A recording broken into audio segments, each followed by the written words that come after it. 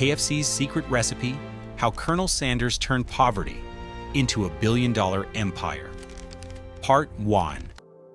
The beginning of a legend. He was born into poverty, but he refused to stay there. September 9th, 1890. In a tiny one-room house in Henryville, Indiana, Harland David Sanders entered the world. No one could have guessed that this fragile baby would one day become the face of a global fried chicken empire. But life didn't give Harland any special treatment. In fact, it tried to break him from the very start. The first tragedy. When Harland was just 6 years old, his father died suddenly. One day he was there, the next, gone. His mother, left with 3 children and no income, was forced to work long hours in a local cannery, leaving young Harland in charge of the house and the kitchen. "I had to learn how to cook or we'd starve," he later recalled. While other boys his age were out playing, Harland was standing over a stove, experimenting with food, burning his hands, ruining meals, until he finally learned to cook.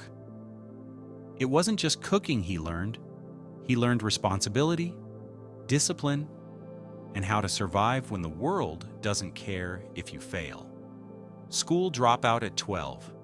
Harland wasn't a bad student, but by age 12 he'd had enough. He dropped out of school after a fight with his stepfather, a man who never accepted him. Without education, without money, and without any real plan, Harland entered the workforce and began a journey filled with failures, reinventions, and second chances. Job after job after job. By the time he was 20, Harland had worked more jobs than most people do in a lifetime. Farmer, quit after a few months. Trolley conductor, fired for fighting with passengers. Railroad fireman, injured on the job. Law student, dropped out after 1 year. Insurance salesman, fired for refusing to lie to clients. Every time he thought he'd found a path forward, life slammed the door in his face. Most people would have given up. But Harland had a fire inside him. The first entrepreneurial spark. At 30, Sanders opened his first small business, a ferry boat company. It was a success. Until it wasn't. A competitor opened another ferry route, and Harland lost everything. Then he tried selling life insurance again. Failed. Then he opened a lamp manufacturing business. Failed. By his late 30s, Sanders was broke, frustrated, and running out of options. But deep down, he believed one thing: failure isn't permanent unless you quit. The road to fried chicken in 1930 at the age of 40, Harland finally got a break. He opened a small service station in Corbin, Kentucky, where he sold gasoline to travelers. It wasn't much, but Harland saw an opportunity. He noticed hungry travelers passing by and decided to start cooking meals for them in the back room. At first it was simple: country ham, string beans, biscuits, and, of course, fried chicken. But soon, word spread. People didn't come just for gas anymore. They came for Harland's food. That little gas station became the birthplace of an empire, though he didn't know it yet. This is where it all begins. In the next part, we'll dive into how Harland created his secret recipe, why he wore a white suit, and how he transformed himself into the iconic Colonel Sanders. Part 2. The secret recipe. Sometimes one idea can change your life forever. Corbin, Kentucky. Harland Sanders was 45 years old and running a small gas station with a diner attached. Money was still tight, but there was one dish that kept bringing people back: his fried chicken. The problem with frying chicken. Back then, fried chicken took 30+ minutes to prepare. Customers hated waiting. Harland hated disappointing them. But instead of accepting it, he experimented, again and again, with different techniques until he discovered something revolutionary: the pressure cooker. At the time, nobody was using it to fry chicken. Harland thought it was insane until he tried. The result? Crispy on the outside, juicy on the inside. In just 8 minutes. I knew I'd found something special, he later said. 11 herbs and spices. But cooking speed wasn't enough. Harland wanted flavor that would make people remember his chicken forever. For months, he experimented with seasoning blends, sometimes adding 20 different ingredients in one batch, sometimes scrapping the recipe completely and starting over. Then, finally, it happened. A perfect balance of 11 herbs and spices that made his chicken unforgettable. That's when Harland Sanders created what we now know as the world's most famous secret recipe, becoming the Colonel. In 1936, the governor of Kentucky gave Harland the honorary title of Kentucky Colonel for his contributions to local cuisine. Most people would have treated it as just a certificate. Harland turned it into a brand. He started wearing white suits, growing his signature goatee, and introducing himself as Colonel Sanders. The name stuck, the image stuck, and customers started trusting him. Harland had accidentally created one of the most iconic personal brands in history. Disaster strikes.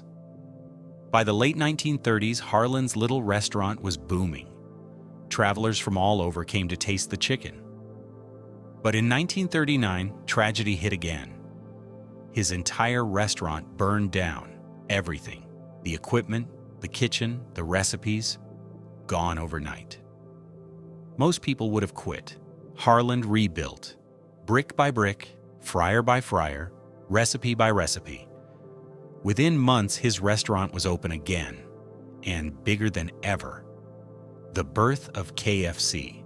By the 1940s, Harland's fried chicken was so famous that food critics, travelers, and even celebrities stopped by his restaurant. But Harland had bigger dreams. He didn't want just one restaurant, he wanted thousands. In 1952, at the age of 62, he signed his first franchise agreement with his friend Pete Harmon in Salt Lake City, Utah. Pete added the name Kentucky Fried Chicken. That's when KFC was born. Part 3. The empire begins. When your dream finally starts coming true, that's when the real fight begins. Harland Sanders was 62 years old, an age when most people retire. He was about to start all over again. The first franchise. The first official KFC franchise opened in Salt Lake City, Utah, run by Sanders' friend Pete Harmon. It was Harmon who came up with the now legendary slogan, "It's finger-lickin' good." Sales tripled within weeks. News spread like wildfire. By 1956, Sanders had signed over 200 franchise agreements across the U.S. But there was a problem. Harland was still personally traveling thousands of miles every year, pitching KFC door-to-door to restaurant owners. He was running out of money and energy. The turning point. In 1964, with over 600 franchises operating, Harland faced a decision: keep growing KFC himself, or sell the company to investors who could scale it faster. After months of negotiations, he sold KFC to a group of businessmen led by John Y. Brown Jr. and Jack Massey for $2 million, about $20 million today. But there was one condition. Harland would remain the face of KFC forever, the dark side of success. At first, things were smooth. The new owners expanded aggressively. Hundreds of new restaurants, massive ad campaigns, global expansion. But soon, Sanders hated what KFC was becoming. The company started cutting costs, lower quality chicken, cheaper ingredients, faster, sloppier cooking methods. "They ruined my damn chicken," he once screamed during a press conference.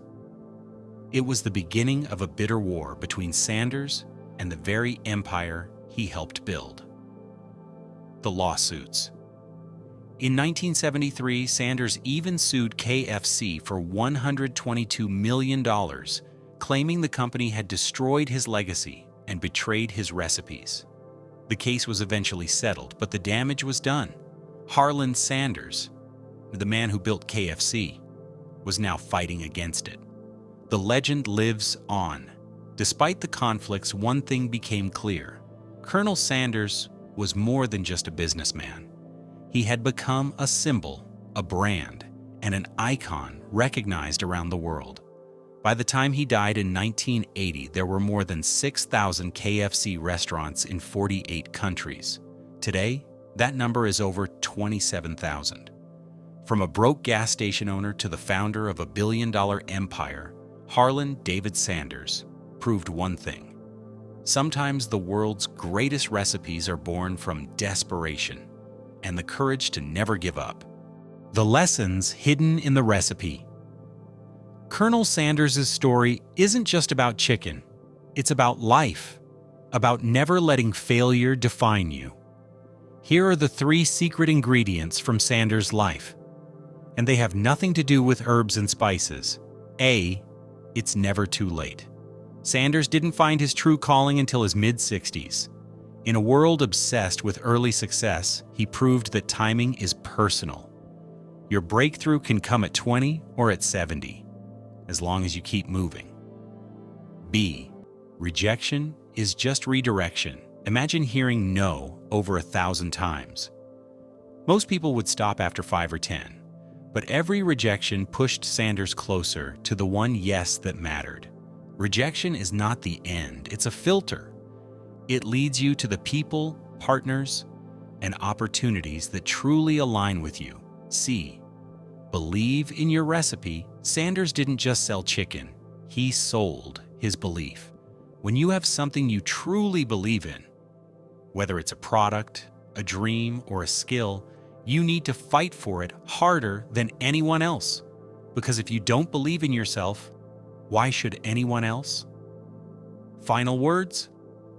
Colonel Sanders' journey from failure to global success is a reminder that you already have everything you need to change your life. Believe in your recipe. Work relentlessly. Refuse to quit. Because one day, your story might inspire millions, just like his. That's all I can say, for now. Thanks for being here. I hope it kept you on the edge. Hit subscribe. This could be the last time we meet. New stories drop daily, if I make it to tomorrow.